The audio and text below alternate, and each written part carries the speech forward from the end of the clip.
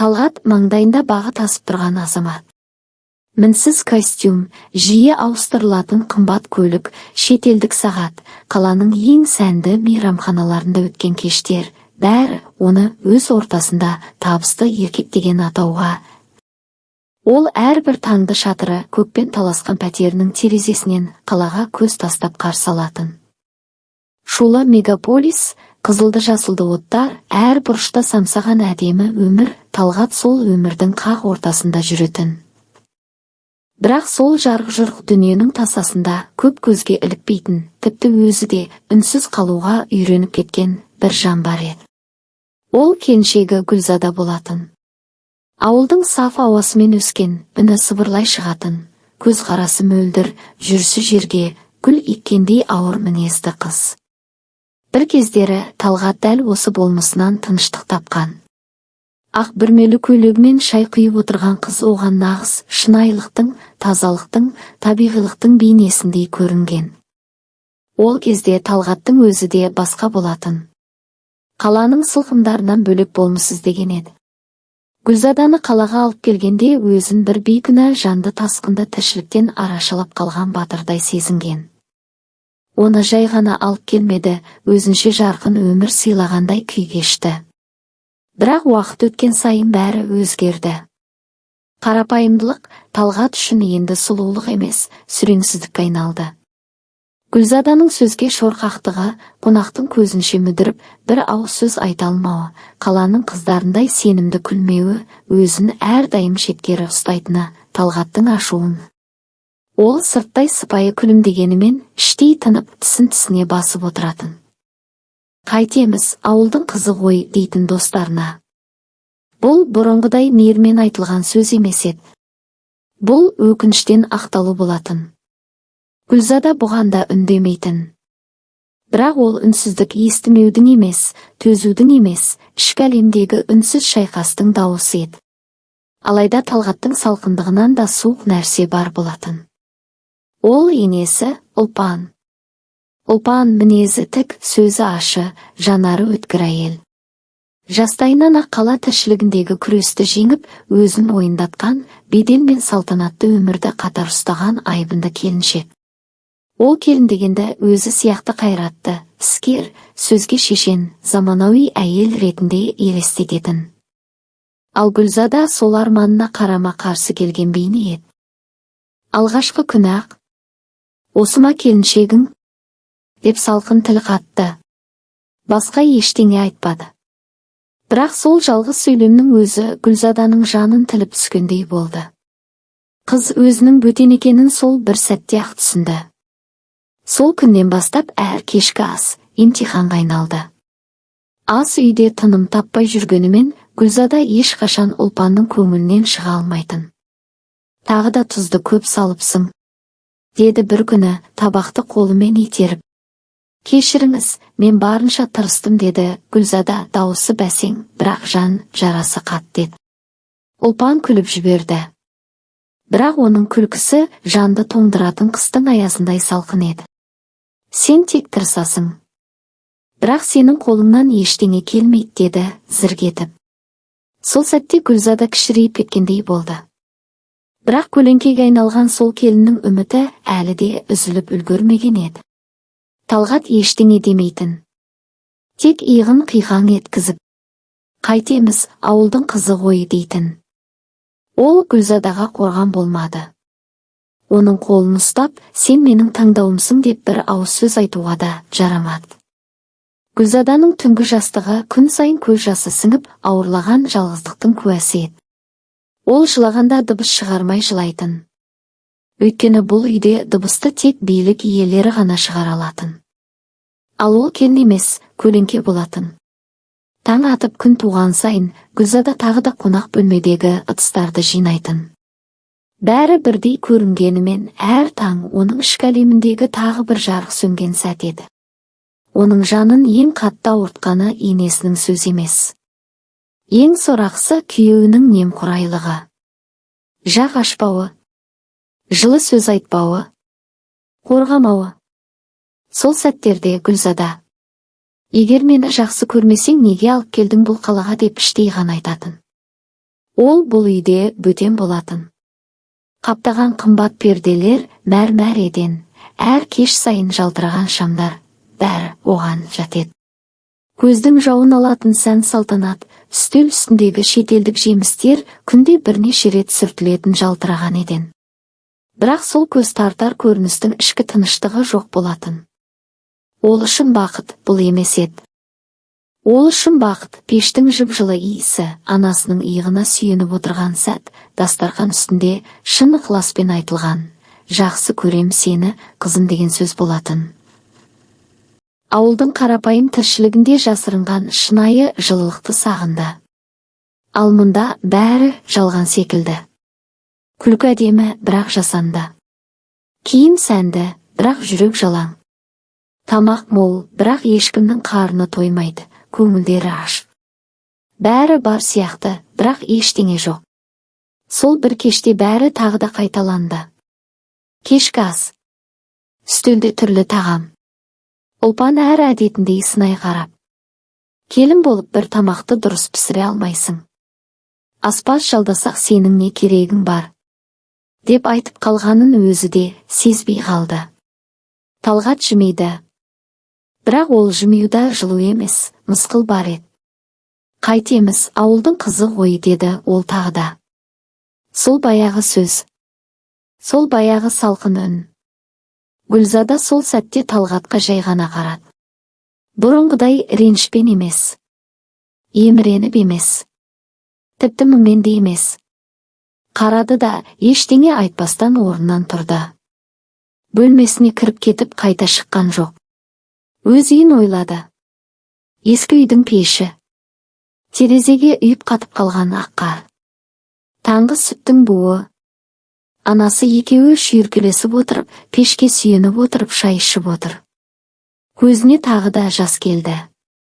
Сол жерде ол адам еді. Қадірлі еді. Ал бұл жерде өзін тұтқындай сезінеді. Алтынмен қапталғанмен тіршілік тым жұпыны. Түн ортасы. Жастықты сулаған көз жасы тоқтады. Бірақ бұл жолы басқа еді. Бұл жеңілген адамның емес, оянған адамның көз жасы болатын. Кеудесін қысқан бір сезім оны тыныш жатқызбады. Ол отырды. Киінді даусын шығармай. Ешкімді оятпай. Ешкімді ренжітпей. Шкафқа да қараған жоқ. Бір сөмкеге ең қарапайым, ауылдың иісін аңсайтын, өз болмысына жақын көйлекті салып алды. Болды, артық дүние керек емес еді. Артық ештеңе алмады. Есік алдына келді. Маңдайын салқын қабырғаға сүйеді. Бір сәт ішіне қарады. Талғат ұйықтап жатыр. Ұлпан да тыныш. Бұл үй үнсіз. Бірақ бұл үнсіздікте бейбітшілік жоқ. Салқындық, салғырттық, жанына пышақтай қадалған селқостық бар. Бірақ бұл үнсіздікте бейбітшілік жоқ. Салқындық, салғырттық, жанына пышақтай қадалған селқостық бар. Гүлзада бұл үйден кетеді. Артына бұрылмайды. Ол жолға шықты. Дәу темір есіктің сыртына шығып еді, тынысы ашылып қоя берді. Аязда ауаны тілгілей желіп бара жатқан темір тұлпар Гүлзаданы қаладан алыстатып, өзіне жақын. Қарсы алдында отырған адамдар өзара сөйлесіп отыр. Біреуі бәсең күледі, біреуі әңгіме айтып отыр. Бірақ Гүлзада оларды естіген жоқ. Оның ойы әлдеқашан артта, тастап кеткен қалада емес, алда, құшағын ашып күтіп тұрған ауылда еді. Туған жерге бет алған әйел енді баяғы Гүлзада емес. Бұрынғы тұйық, күмілжіп сөйлейтін, көлеңкешінен қарап тұратын келіннің ізі де қалмаған. Оның көзінде енді әлсіздік емес, терең тыныштық бар еді.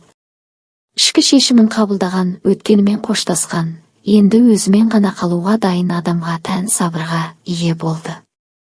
Қолында жалғыз сөмке. Адамдар үшін ол жай ғана қарапайым сөмке. Бірақ Гүлзада үшін бүкіл еркіндігінің, шынайы мен деген болмысының жүк салғышы. Оның ішінде алтын да жоқ, асыл тас та жоқ, бір ғана қарапайым көйлек. Поезда ақырын баяулап кішкентай станцияға тоқтағанда Гүлзада терең тыныстады. Тынысы кеңейіп кеудесі еркіндікке толғандай болды. Пайыздан түскен сәтте оны балалықтың иісі қарсы алды. Таза ауа, түнгі аяздан кішкене тұтқыр тартқан ауа, қар бетіне жаңадан түскен іздер, алыстан естілген иттің үргені мен сиырдың мөңіреген дауысы. Бәрі таныс, бәрі жүрекке ыстық. Үйдің есігінің алдында анасы тұр екен. Кәрлеу тартқан, бірақ жанары сол баяғыдай мейірге толы. Ол қызын көрген сәтте қимылсыз қалды. Тек көздері дір етіп, жүрегі қозғалғандай болды. «Құлыным», деді ол ақырын ғана. Бірақ сол сыбырда сағыныштың бүкіл ғаламы бар еді. Гүлзада анасының иығына басын қойды. Бір ғана қимыл, бірақ сол сәтте оның бүкіл жан дүниесі босап кетті. Үйдің іші жылы екен. Баяғы пеш әлі жұмыс істеп тұр.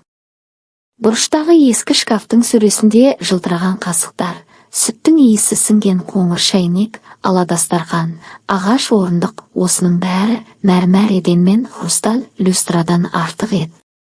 Бұлар оның жадысынан ғана емес, жанынан орын тапқан нағыз байлықтар болатын.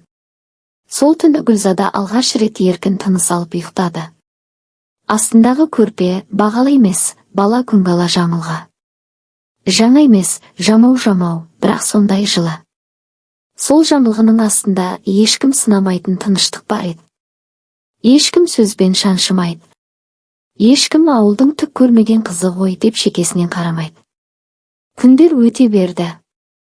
Гүлзада ерте тұрып құдыққа суға барады. Аула сыпырады. Сиыр сауады. Бәрі таныс.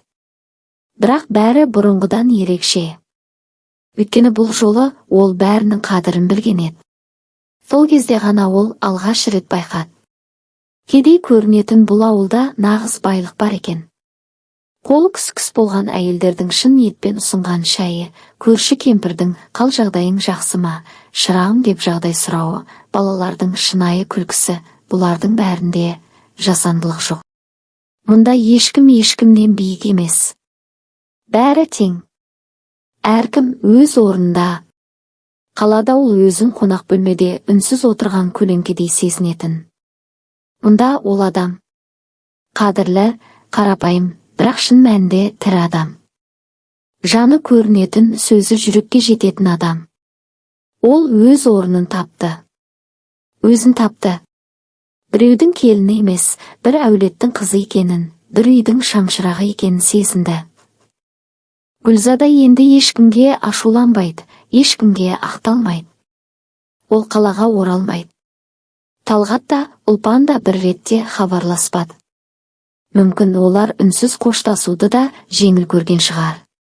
Ал Гүлзада үшін бұл қашу емес, қайту еді. Бұл жаңғыру еді. Ол бұрынғы ескі үйде, бірақ мүлде жаңа өмір бастап жатты. Түбі сәл қақырып кеткен шайнекте қайнаған суда, терезеден түскен таң нұры да, қорадағы тықырлаған дыбыста, бәрі оған өмірдің нағыз дәміндей көрінді. Ол қаланың биік ғимараттарын емес, ауылдың кең аспанын таңдады. Мәрмәр еденді емес, жердің жылуын таңдады. Жылтырақ өмірді емес, жүрек тыныштығын таңдады. Ең бастысы өз-өзін таңдады. Ол үшін бұл көктем мүлде басқа көктем еді. Күннің шуағы бұрынғыдан жылырақ. Таңның ауасы кеудені кең ашатын. Әр сәті мағыналы. Күн сайын таңмен бірге оянатын. Ең алдымен көрпесін жинап еденге су шашып сыпыратын. Қораға барып сиырдың жемін салатын. Тұсқа су құятын. Ешкімге ұнауға тырыспайтын. Ешкімге өзін дәлелдегісі келмейтін. Ол енді өзімен үйлескен. Нағыз байлықты жан дүниесінің тыныштығынан тапқан. Жаны тыныш. Жағы шаршамаған. Көңілі алаңсыз. Жүзіне қарасаң ешбір артық бояусыз, бірақ шынайы жылулықты көрер едің. Бақыттың пішіні өзгерген жоқ. Тек мәні өзгерді. Қымбат люстралар мен мейрамхана шамдарына емес, таңғы шық пен кешкі самалға қарап отырып та бақытты болуға болатынын ұқты. Бұрын ол қаланың ең биік үйінде тұрса да, өзін ең төменде сезінетін. Ал қазір жатаған ескі үйде тұрса да өзін биікте сезінді. Өйткені кеудесінде тыныштық бар еді. Сол тыныштық байлықтың ең шынайы формасы екен. Байлық деген осы шығар деп ойлайтын кейде. Адамды ақша емес, жанындағы тыныштық бай етеді. Ал Гүлзада тек рухани емес, нақты өмірде де шынайы бай еді. Таң әлі толық атпаған. Ауылдың үстін көгілдір сағым басып, жұпар иіс аңқып тұр. Алыстан естілген көлік дөңгелегінің сықыры таңғы тыныштықты тіліп өткен бөтен дыбыс еді. Ауылдың кіре берісіне дейін шаңды жолмен ақ түсті көлік баяу жақындады. Оның жылтырап тұрған кузовы, тегіс дөңгелегі, мұнтаздай салон іші бұл ауылға жат еді. Ескі қораптар мен саман үйлердің арасынан сырғып өткен бұл көліктің әр қозғалысы естелік емес, тосын жаңалық болатын. Ауылдың балалары бір-бірін түртіп, алдыңғы капотқа үңіліп, таңырқай қарап тұр. Тіпті тауық пен ит те бір сәтке үнсіз қалғандай. Бәрінің назары осақ көлікте. Қора жақта Гүлзада сүт құйған шелекпен жүреді. Қолындағы шелек бір сәтке жерге тық етіп қойылды. Ол күнгі күйген бетіне көлеңке түсіре, басындағы орамалын түзеді. Шашы өрілген, жүзі шаршағандай, бірақ жанары бұрынғыдан да тұнық, айқын. Уақыт оны сынады, бірақ әлсірете алған жоқ. Керісінше шыңдады. Көлік есігі сықыр етіп ашылды. Ішінен түсіп келе жатқан ер адам бұл ортаға жат көрінді. Қара костюм, тап-таза ақ көйлек, қолында былғары портфель. Бейнесі ресми, жүзі сыпайы. Сәлеметсіз бе? Сіз Гүлзада Нұрмұхамбетқызсыз ба? Деді ол. Гүлзада сәл шегініп барып иығын түзеді. Көңіліне беймәлім бір дірленіп, жүрегінің түбінен әлде бір ұмытылған сезім қозғалғандай. Иә, мен, деді сабырлы, бірақ дауысы сәл қалтырап шықты. Мен сіздің биологиялық әкеңіздің заңды өкілімін, деді ер адам баяу, бірақ анық. Көзіндегі шындықты жасыра алмай тұрғаны көрініп тұр. Сізге маңызды хабарым бар, деп жалғастырды сөзін. Гүлзаданың жүзіне қан жүгіріп, жүрегі дүрсілдеп кетті. Әке деген сөз оны тоқтатып тастаған. Тілінің ұшы құрғап, даусы шықпай қалды. Әкем, деді ақырын, сыбырмен.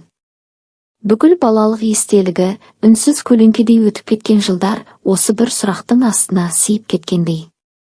Иә, ол кісі жақында дүние салды, деді заңгер сабырмен. Бірақ соңғы сәтіне дейін сізді іздеді. Өзінің жалғыз мұрагері ретінде барлық дүние мүлкін сіздің атыңызға қалдырды, деді заңгер. Осы сөздер ауыл тыныштығының арасын кесіп өтті. Жерге қонып жатқан шықта бір сәтке тоқтап қалғандай. Гүлзада орнынан қозғалмады. Тек жүрегі аузынан шығып кетпесе болғаны. Жылдар бойы іздемеген әке. Қан арқылы байланысқан, бірақ жан арқылы ажыраған әке. Соңғы демінде Гүлзада деген есімді атаған ба? Кім еді ол? Неге іздемеді бұрын? Неге енді? Алайда Гүлзада бұл сұрақтарды іштей айтты. Беймәлім әкенің артынан қалған дүние мүлік байлық ба? Жоқ. Бұл кешірім сұрау сияқты бір үнсіз сәлем. Тым кеш берілген, бірақ шын ниетті кешірім. Гүлзада аспанға көз салды. Күн көтеріле бастаған. Құс ұшып өтті. Жаннан үнсіз жел есті. Ол баяу ғана тіл қатты. Жақсы. Жай ғана осы сөзді айтты. Бірақ оның ішіне көп дүние сыйды. Бүгін ол тағы да биіктей түсті. Кейінірек заңгер жігіт оған қалың конверт ұстатты. Мұнда әкеңіздің жеке хаты мен кейбір құжаттар бар, деді ол сыпайы. Гүлзада конвертті ашты. Бірінші боп қолына ілінгені сары параққа жазылған. Жазуы сәл қалтыраған, бірақ әр әрпі мұқият жазылған хат еді. Хаттың жоғары жағына «Қызым Гүлзадаға» деп жазылыпты. Қызым, бұлай жазатынымды елестетпеппін. Сен менің көзіме бірде бір рет қарамай кеткеніңе ренжуге хақың бар. Сенің үніңді, күлкіңді естімей өмірден өтіп бара жатқаным менің ең үлкен өкінішім. Сен менің қызымсың. Ал мен сені іздемеген, бірақ ұмытпаған әкеңмін. Мен сенің анаңды шын сүйгенмін. Жастықтың алауымен емес, жанымен. Бірақ менің отбасым оған қарсы болды. Бай, беделді әулеттен шыққан менің шешем, менің болашағымды басқа біреумен елестетті. Ал сенің анаң ауылдың мұғалімі, артық сәні жоқ, бірақ көзқарасында тұнып тұрған парасат бар әйел еді. Біз жасырын кездестік. Сосын ол жүкті екенін айтты. Мен қуандым. Бірақ менің анам бұл жаңалықты естігенде ашуға булықты. Не мені, не оны таңда деді. Ол кезде мен әлсіз болдым, Гүлзада. Күш таба алмадым. Махаббатымды емес, қорқақтығымды таңдадым. Сол күннен кейін сенің анаңмен де, сенімен де байланысым үзілді. Сен жайлы кейін білдім. Анаң сенімен жолыққанымды қаламады. Өзімде жақындауға дәтім бармады. Мені кешіре алмайтыныңды біліп барамын. Бірақ бұдан кейінгі өмірің жақсы болсыншы деп қолымнан келген мүмкіндікті жасап кетіп барамын. Мұның бәрі әкесіз өскен балалық шағыңның қиындығын толтыра алмасында білемін. Бірақ сен өте ақылды қыз болып өсіпсің. Менің бүкіл дүние мүлкіме ие болуға сен лайықтысың деп шештім. Және сенің мүмкіндігі шектеулі жалғыз сіңлің бар. Сен оған қамқор бола аласың деп ойлаймын. Менің сенім хатымды орындайтын заңгер саған қалған мүлікті жеткізеді. Бірақ бұл байлық емес, өтем. Кешірім ретінде берілген, үнсіз сый. Сен мені әке деп қабылдамасаң да, сен менің қызым екенің мәңгілік шындық деп жазыпты хатта. Хатты оқып болғанда Гүлзада үнсіз қалды. Жанары жасқа толмағанымен кеудесі керіліп терең дем алды. Өйткені бұл жауап еді. Жылдар бойы іштей өзіне де, тағдырға да қойған сұрақтардың жауабы. Анасы өмір бойы әкесі жайлы жақ ашпаған. Қызымның жүрегі жараланбасын деп бұл тақырыпта ештеңе айтпайтын. Әкесі туралы сұраса, көңіл күйі түсіп, мұңая қалатын анасын Гүлзада да артық сұрақтар қойып мазаламаған еді. Ол хатты оқып болған соң аса бір қатты тебіренген де жоқ. Мұраға қатты қуанбады да. Тек ойланып отырып қалды. Құлағына заңгердің анық, кәсіби үні жетіп жатты. Банктегі бірнеше есеп шоттар, қаладағы 3 пәтер, жеке жер телімдері, үлескерлі компаниядағы үлес. Сөздер бірінен соң бірі төгіліп жатты, бірақ оның ешқайсысы жүрекке жетпеді. Олар жай ғана дыбыс еді. Мағынасыз, салмақсыз, салқын дыбыстар. Гүлзада алдында жатқан байлықты естіп тұрса да, ештеңе сезінбеді. Қуанбады. Тіпті таңданбады да. Себебі ол байлықтың буын көрген. Байлық есеп шоттарда емес. Көздің мейірінде, анасының құшағында. Таңмен бірге шыққан қою шайда еді. Күн сайын таңмен бірге тұрып, қора жаққа бет алған сайын, жердің иісі мұрнын жарып, ескі қоңыр шелекті ұстаған сайын, ол өз байлығын сезетін. Көңілі тоқ, ертеңгі күніне сенімді, өзін бай сезінетін. Ал қазір банктегі ақшалар ма? Ақша тек құрал. Төменде жатқан қара шалғының арасындағы бір шөкім металл секілді ғана. Ал оның ішкі әлемі көктемгі аспандай кең. Түнгі ауылдың тыныштығындай терең болатын. Гүлзада баяу заңгерге қарады да. Бұл жай ғана дүние ғой деді ол ақырын. Жерде жатқан көлеңкесі күнмен бірге ұзарып бара жатты. Бірақ бұл жолы ол көлеңке өзіне тиесілі еді. Жоғалып кетпеген, жаншылып қалмаған. Өзімен бірге жүретін, өзімен бірге өсетін нағыз көлеңке. Мұндай тағдырдың тосын сыйын ешкім күтпеген еді. Гүлзаданың ғұмыры тыныш, тып-тыныш өзендей ағып жатқан еді. Бірақ енді сол өзеннің арнасы өзгерді. Тіпті емес, тасыды. Тасыды да өзімен бірге бүкіл өткенді ағызып ала кетті.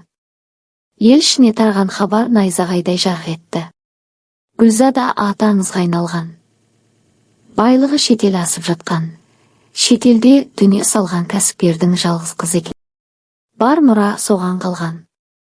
Қарапайым ауыл қызы енді ресми түрде ірі мұрагер. Бүгінгі дейін оны көзге ілмегендер енді көзімен емес, тамсанған сөздерімен іздейтін болды. Бұл хабар Талғат пен Ұлпанға жай ғана суық хабар емес. Қатты сілкініс болды. Ұлпан кешкі шай үстінде тостағанын сылқ еткізіп қойды. Көзін қадап отырып баяу ғана айтты. Қап, келіннің кетіп қалғанын қарашы деді. Келін деп қалыпты. Үйде жүргенде бері қара деп сөйлеуші еді. Ұлпан сол түні кірпік іле алмады. Түнгі тыныштық тұмшалаған ауылда бәрі мүлгігенімен оның жан дүниесі аласапыран еді. Жастыққа басы тисе де ойына тыным жоқ. Көңілі күпті. Жақында ғана Талғаты шындықтың шетін шығарған. Марқұм күйеуінің қан мен термен тұрғызған кәсібі құлдыраудың алдында тұр. Жанын салып, жалғыз ұлын кәсіпке баулыған арманның күл талқаны шыққандай. Фирма қарызға белшесінен батыпты. Кеше ғана бірге жүрген серіктестер бет бұрып, бірінен соң бірі келісім шарттардан бас тарта бастапты. Саусақпен тұрғызған тірлікті Талғат жұдырықпен быт-шыт еткенін мойындап отыр. Ұлпан төсектен қозғала алмады. Түн шымылдығындай қою уайым көкірегін бүркеп ауыр тыныс алды. Жанарына жас үйірілді. Кедейліктің кебін киетінін ойлап жаны шырқырады. Қолдан келген қайран жоқ. Жүрегі езіліп болашағына күмәнмен қарады. Ұлпан өмірінің жартысынан көбін тоқшылық пен тыныштықтың аясында өткізді. Күйеуінің арқасында ештеңеге алаңдамай, барға малданып, молшылықтың дәмін сезіп үйреніп қалған еді.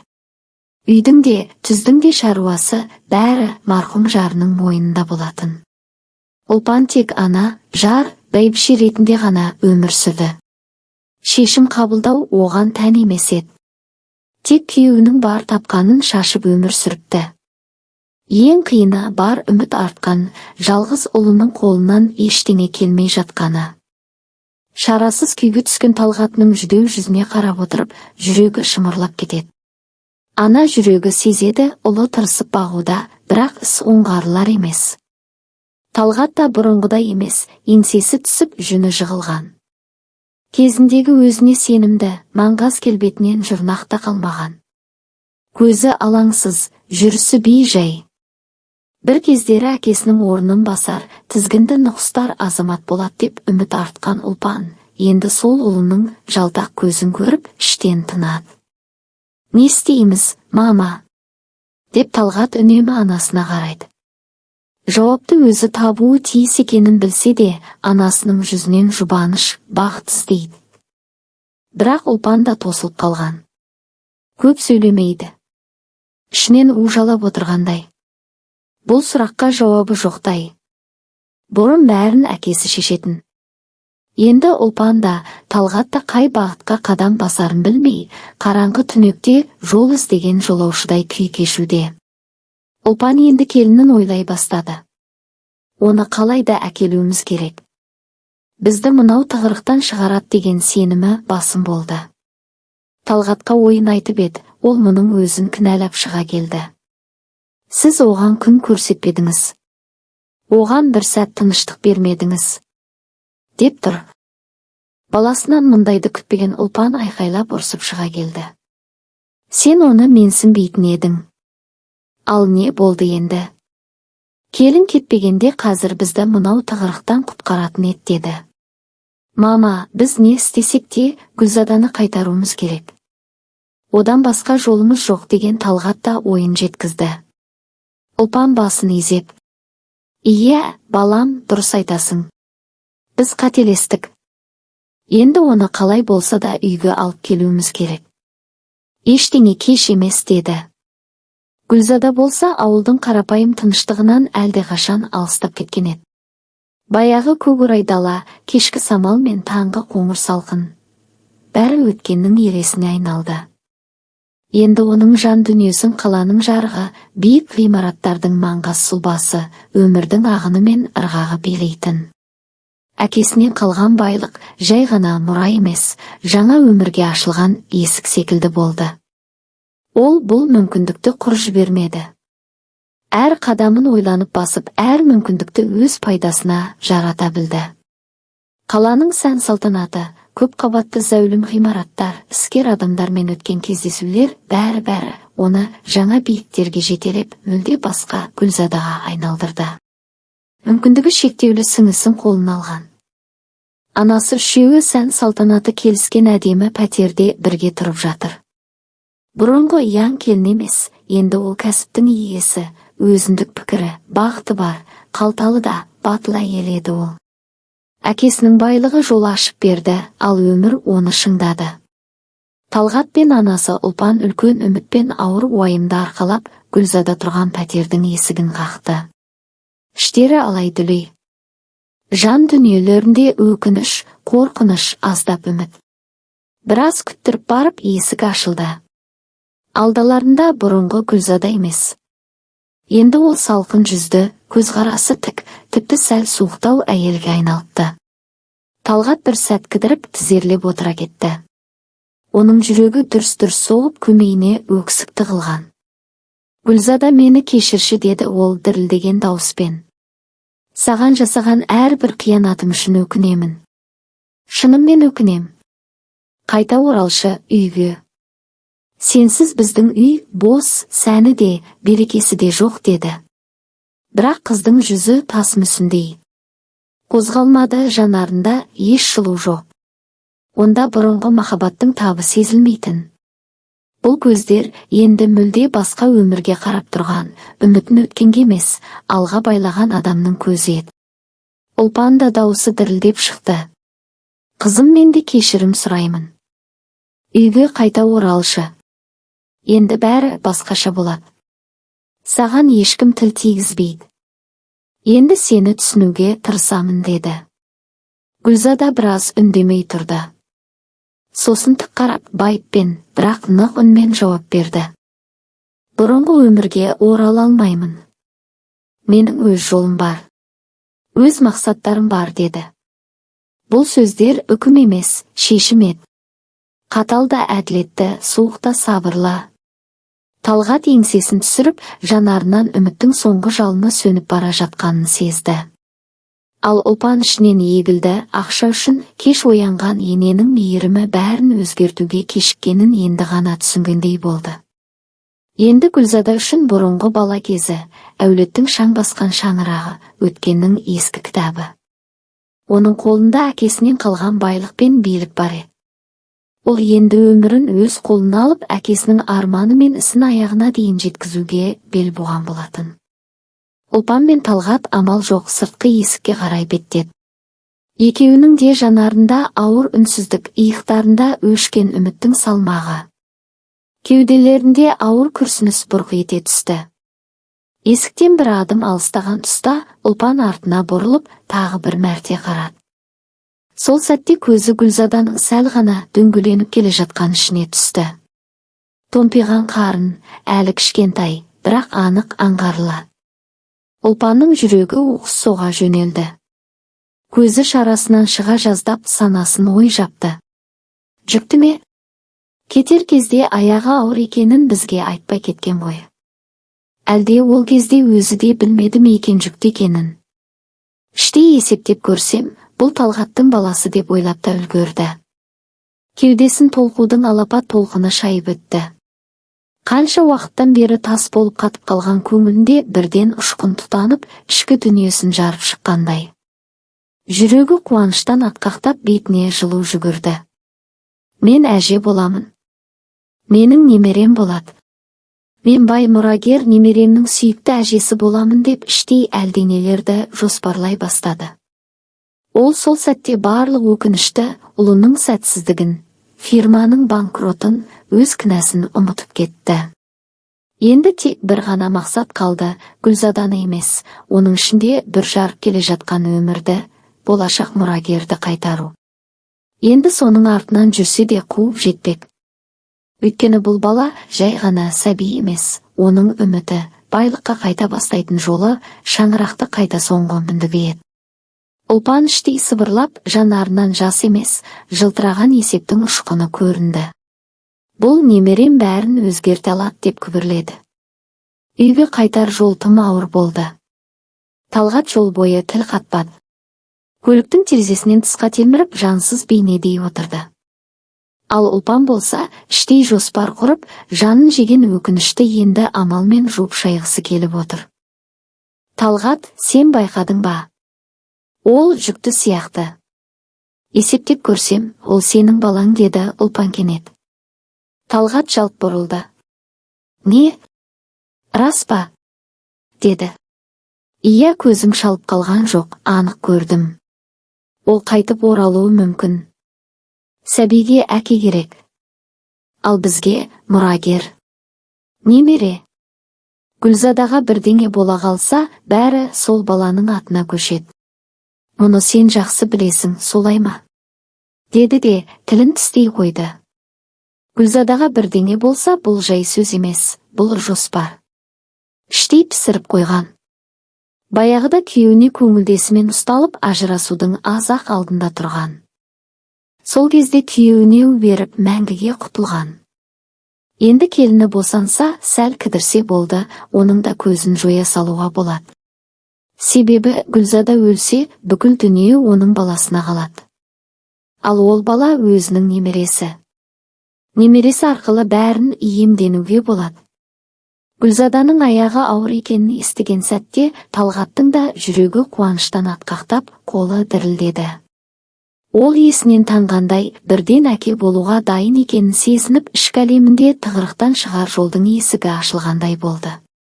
Ұлпанның мен әже боламын деген ой емес, болашақта дүниеге келетін немересінің мұрагер болып қалатыны бойына ерекше күш пен үміт сыйлады.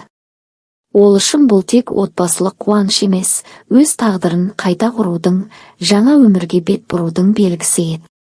Талғаттың жүрегі үмітпен толы еді. Енді бәрі өзгереді.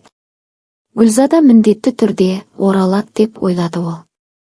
Жүктілік бұл олардың арасындағы сынған көпірді қайта салады деп сенді. Сол кішкентай өмірі арқылы Гүлзада бұрынғы махаббат пен отбасының жылуын сезініп, өз мақсаттарынан бас тартып, қайтадан өздеріне келеді деп түйді. Ұлпан мен Талғат үшін бұл жаңалық аспаннан түскендей болды. Олар сәби, өз туыстары, мұрагерлері байлықтың жалғасы болады деп армандады. Бірақ олар білмеді, қыздың жүрегінде бұрынғы өшкен от қайта жанған емес, жаңа махаббаттың жалындауы басталған. Гүлзаданың құрсағындағы бала Талғаттан емес еді. Бұл шындық олардың үміттерін әуелі сындырып, кейін күлге айналдырады деп олар ойлаған жоқ. Гүлзада өз тағдырын қайта жазды. Әкесінің мұрасына адал қызмет қылып, бизнесін өркендетті. Бірақ сонымен қатар ол өз жүрегін жаңа біреуге арнап, шынайы бақыт пен сенімділік тапты. Қиын сәттерде жанынан табылған асқар оның өмірін өзгертті. Ол енді тек байлықтың емес, шынайы махаббаттың да анасы болды. Құрсағындағы сәби осы жаңа өмірдің, жаңа махаббаттың жемісі еді. Ұлпан мен Талғат қайта-қайта армандап, қайтып Гүлзаданы өздеріне әкелеміз деп үміттенді. Бірақ олардың арманы жаңсақ еді, олар бұл шындықты білмеді. Сол күні кешке қала шулы көшелерінің арасында сәнді мейрамхана алдындағы үлкен баннер жарқырап тұрды. Гүлзада мен Асқардың тойына қош келдіңіздер. Ұлпан мен Талғат баяу аттап ішке үңілгенде, Талғаттың көз алдында ақ көйлектегі Гүлзада күлімдеп, жаңа жолдасы Асқардың қолында тұрды. Құрсағындағы сәби, олардың махаббат пен үмітінің жаңа нышаны еді. Бұл көрініс олардың барлық үмітін бір сәтте сызып тастады. Жүректерін мұздай су, өкініш пен қасірет басып, олардың арманы күйреп, үміті сөнді. Талғаттың бойына ауыр қайғы мен ашу тығылып, көздері ащы жасқа толды. Ұлпанның көзі қарауытып, жүрегі ауыр қайғыға толды. Олар енді түсінді, Гүлзада оларға қайтып келмейді, оның жаңа өмірі басталды. Оның жүрегінде басқа махаббат, басқа армандар бар еді. Бұл сәтте олардың әлемі қирап, тек өкініш пен үміттің ұшқыны ғана қалды. Автор: Анар. Құрметті тыңдарман, каналға тіркеліп лайк баса отырыңыздар. Бірер күнде каналға жаңа қызықты хикая шығады. Қолдауларыңызға рахмет.